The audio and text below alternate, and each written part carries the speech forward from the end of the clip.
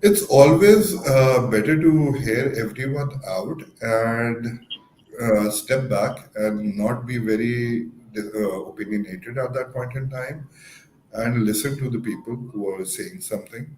There might be times when a person with an experience might be coming in with an idea or with an opinion which matters, but also you need to give credit to the young people as well and hear them out. Maybe they might have a point of view that's being ignored at that point and can really work out. So rather than being involved in the situation, you need to step out and look at it as a third person, and then with the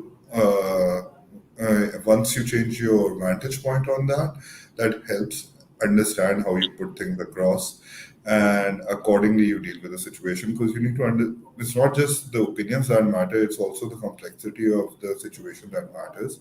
And with a company like Abhi, when you're running a financial institution, there are a lot of critical things that are in play. Just apart from the product, we have regulatory bodies that are there. We have to abide by that as well.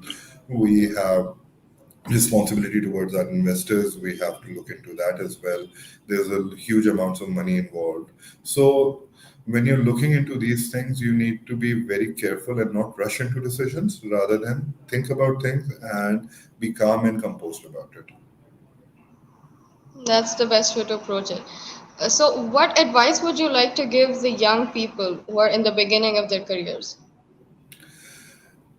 First of all, young people really need to decide what are the key areas that excite them in terms of work, what do they enjoy doing, and then find their roles accordingly in life that helps them a lot. So, if you want to go after a fintech, if you want to run after a financial institution, you really need to be good with numbers.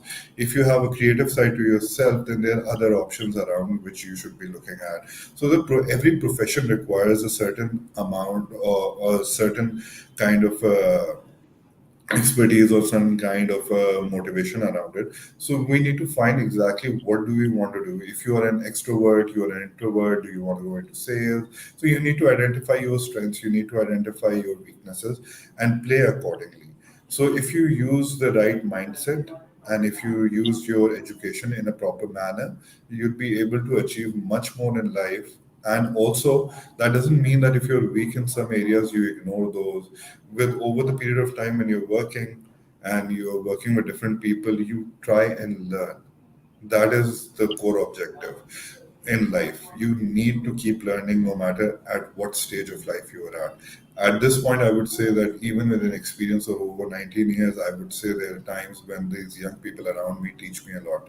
So they have their certain way of bringing, they have their own way of looking at things, which we might not have.